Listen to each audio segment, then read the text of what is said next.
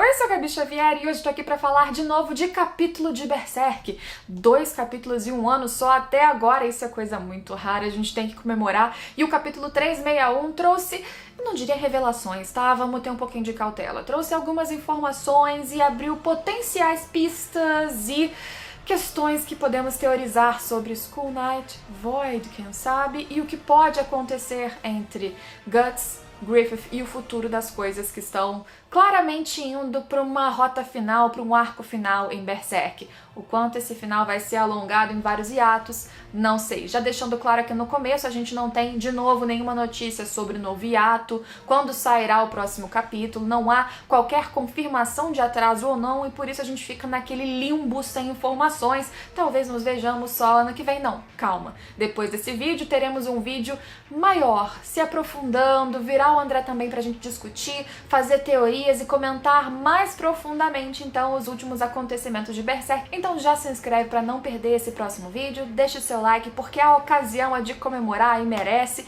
e vai deixando aqui embaixo o seu textão também. O que você gostou desse capítulo, o que você tá teorizando sobre as últimas revelações e o que você espera daqui pra frente. Ah, fã de Berserk, caso você não saiba, a estampa mais linda de Berserk dessa internet, não tem muitas por aí, exclusiva aqui do canal, tá na nossa lojinha em loja.com.br/Gabi-Xavier, tem camiseta, moletom, manga comprida, quadrinho, uma estampa maravilhosa, além de outras de outros animes e mangás também. Link aqui embaixo pra você conferir depois. Com o capítulo 361, a gente continuou com o foco lá na Ilha dos Elfos, com o grupo do Guts, e dá pra entender por que isso tá acontecendo.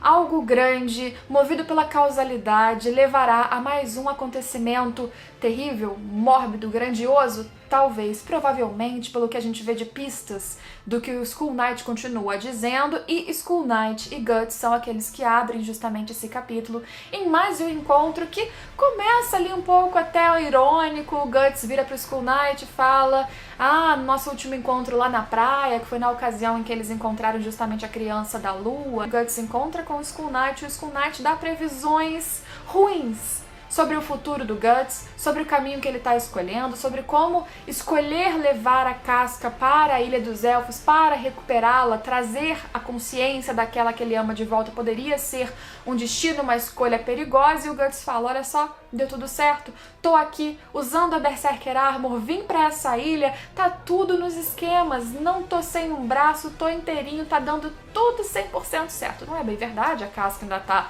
ali lidando com os seus fantasmas, agora de forma consciente, não consegue ficar perto do Guts, mas o papo é que o Skull Knight fala que o Guts não pode baixar a guarda porque a causalidade ainda vai convergir. O que dá a entender então? Que as linhas do destino ainda estão agindo, e esse momento de conversão seria justamente quando algo maior provavelmente aconteceria. Um novo sacrifício, um novo momento de luta, o que vai acontecer, o confronto final, provavelmente. Mas tem um diálogo muito inesperado que acontece com uma figura que surge ali, se intromete no meio do papo do Skull Knight com o Guts, que é o Gedfrin, um senhorzinho baixinho, não sabemos qual a sua idade, e isso é reforçado ainda nesse diálogo, que surge como alguém que conhece o Skull Knight. E ele ali chama o Skull Knight de Majestade. Ele não é a primeira pessoa que chama o Skull Knight de Majestade. Outra pessoa de outro polo, talvez, que é a Slam da mão de Deus, também se refere ao Skull Knight assim, mais de uma vez. Então já existia desde sempre várias teorias, eu já comentei isso aqui no canal, sobre o passado do Skull Knight, como ele provavelmente estaria ligado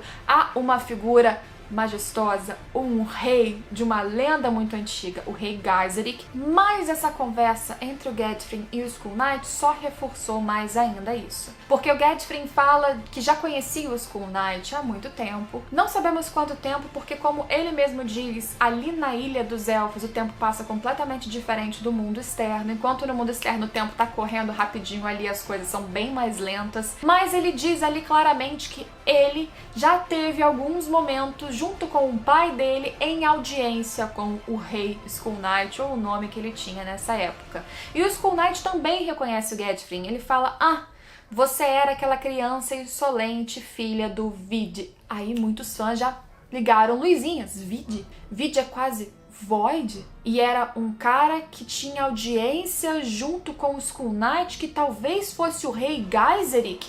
Então será que este Vid era Void? E que esse Void dava conselhos? Então vamos lembrar de uma teoria rapidamente, que a gente vai falar isso em outro vídeo de novo, sobre o rei Geyserik Void e todo esse passado especulativo. O que se diz sobre o rei Geyserik é que em um momento em que existiam várias tribos, clãs e lordes de guerra separados, ele começou, vindo não se sabe de onde, a dominar todas essas tribos, uni-las e juntá-las em um único império. Com o seu império feito, inclusive, ele criou a capital Midland, que é justamente o reino do meio, onde ele se instalou, e ao longo do tempo ele começava a cobrar taxas muito altas, ele começou a se tornar muito autoritário, questionável, e um sábio acabava falando muito para ele incessantemente sobre os seus defeitos, os seus pecados, e o Geyserik o prendeu e o torturou. Até onde a gente sabe, o conflito deles era apenas em relação a isso. Não sabemos se esse sábio tinha alguma informação a mais ou poder a mais, talvez. A questão é que esse sábio, preso em determinado momento, recebeu a visita de um anjo, e a partir disso, deste momento, depois, 4 ou 5 anjos teriam destruído a capital Midland, e vários corpos com a marca do sacrifício existem lá no fundo, justamente daquela torre que tanto o sábio teria ficado preso anteriormente, mais ou menos 1000 anos antes do que a gente está vendo agora, quanto também depois Griffith acabou ficando preso e sendo torturado. Muitas pessoas acham que justamente este sábio seria futuramente depois o Void, e que ele teria recebido a visita de um anjo, talvez justamente uma mão de Deus ou alguém, uma força superior parecida com isso, e que aí teria sido feito um sacrifício gigantesco, a cidade de Midland teria sido destruída e o rei Geyserik, o Skull Knight, potencialmente teria sido refém dessa situação toda, porém teria sobrevivido, também por causa do fluxo de causalidade, uma situação muito parecida talvez com o que aconteceu com o Guts. E por isso que o Skull Knight teoricamente teria uma ânsia muito grande de atacar especialmente o Void toda vez que ele encontra com a mão de Deus. E por isso também que uma das associações ali simbólicas da construção do Void como um anjo, que seria com a cabeça, na verdade o cérebro todo para fora, seria uma associação clara com o sábio que ele era antes e o sábio que ele ainda é nessa forma. Agora,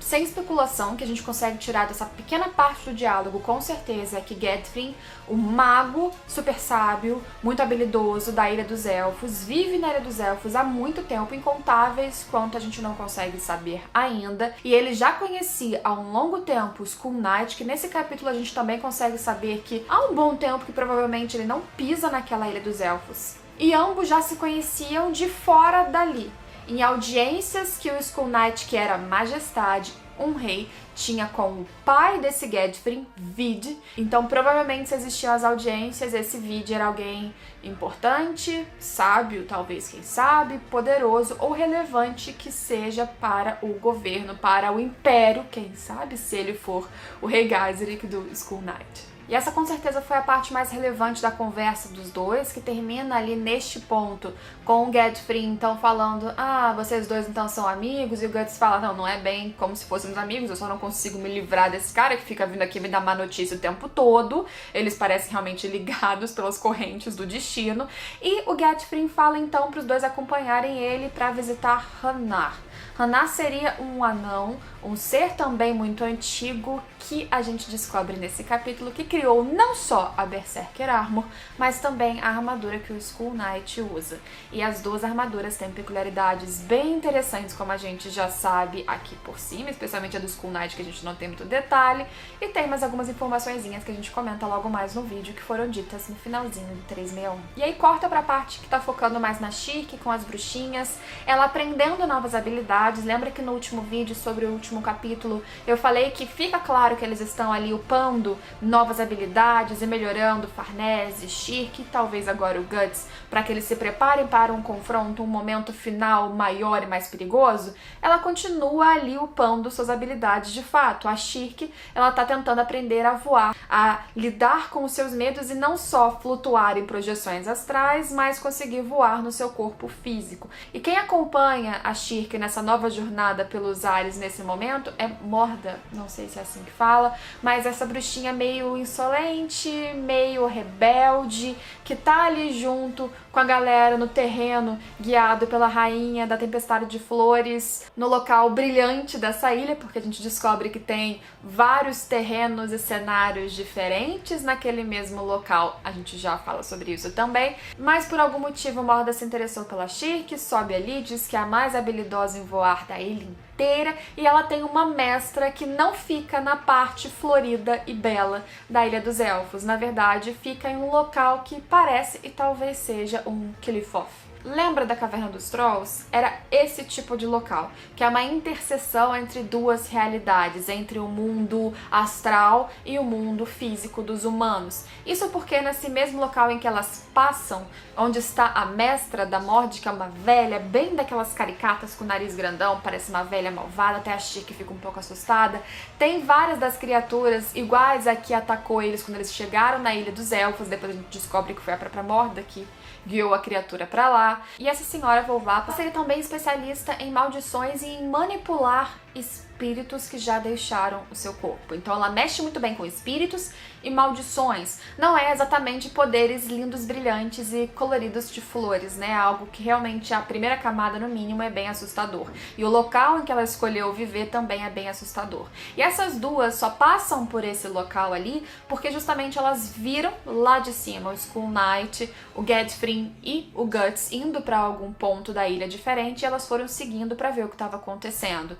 E também nesse diálogo das duas no caminho, a Morda explica pra Shirk que apesar do local que ela conhecia com a Rainha dos Elfos e tudo que elas estavam acompanhando até então, tem uma parte da ilha com pessoas desgarradas, com seres, na verdade, desgarrados, que não querem ficar embaixo de todo esse brilho da dinâmica que acontece no mundo de cima, no mundo que a gente conhecia antes, ali da Ilha dos Elfos. A própria Morda, ela é uma bruxa que não parece ser rebelde apenas por ser.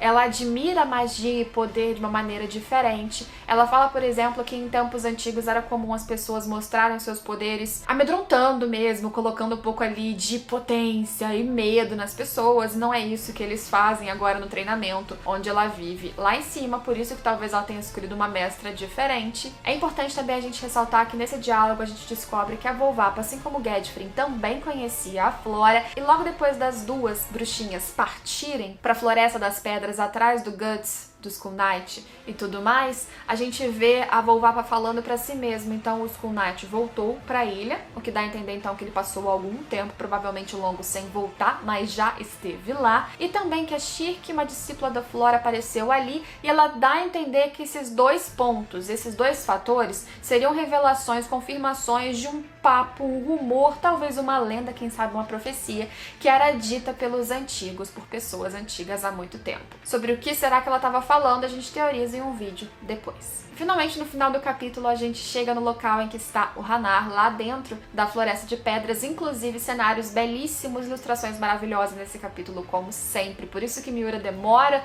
para trazer cada detalhe pra gente. E esse Hanar foi quem criou, como eu disse, as armaduras, tanto a Berserker Armor do Guts, quanto aquela que forma também o Skull Knight. E o Hanar fala com o Skull Knight sobre a sua obra, que o Skull Knight continua atrelado a ela, como esperado do seu trabalho. Dá a entender, na minha opinião, que aquela armadura foi feita realmente para manter o Skull Knight ali, apesar de ser praticamente, como o Hanar diz, um caixão, que mantém os ossos do Skull Knight ali, mas será que existe ossos mesmo ali dentro? Até porque já teria esfarelado ao longo de tanto tempo, ou o tempo, pelo menos, que a gente espera que o Skull Knight exista nessa forma, né? Se ele existia na época do Geyserik, se ele era o Geyserik, tudo que aconteceu faz mais ou menos 1000 anos, então você imagina que osso não restaria mais. Será que ele é tipo um Alphonse Elric de Fullmetal Alchemist e só tem um espectro, uma alma dentro de uma armadura, e que aquele cara, o Hanar, então, ele conseguiu fazer isso, uma armadura que aprisionasse o Skull Knight, apesar de lógicas temporais, lógicas físicas, de saúde, de corpo, para que ele ultrapassasse tudo isso e conseguisse continuar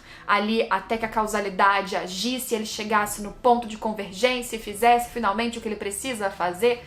quem sabe? E a Berserker Armor também, surpreendentemente, aparece na frente do Hanar. Ele achou que nunca mais veria essa armadura que, lembrando, o Skull Knight também utilizou, lembrando teorias a mais sobre tudo isso, a sequência da vida do Skull Knight, Rei Geyserik, mais questões do que eu já trouxe num vídeo que tem aqui no canal sobre o Skull Knight. A gente faz em breve, se inscreve pra não perder. Mas a Berserker Armor ali parece pro Guts até estar em consonância com ele, em conformidade, em harmonia, salvou muitas vezes sua vida. Mas o Hanar diz que, apesar disso, masterizar essa armadura, ou seja, dominá-la completamente, isso ele não fez. Porque essa armadura tem uma tendência de consumir quem tá usando ela, e a gente sabe disso realmente, que ela deixa o seu usuário chegar à potência máxima do seu corpo, mas consome muito do corpo também. E aí ele termina o capítulo fazendo um testezinho. Vamos ver como é que esse negócio funciona em você. Aí dá uma martelada e a armadura ativa e a gente vai ver o que vai acontecer.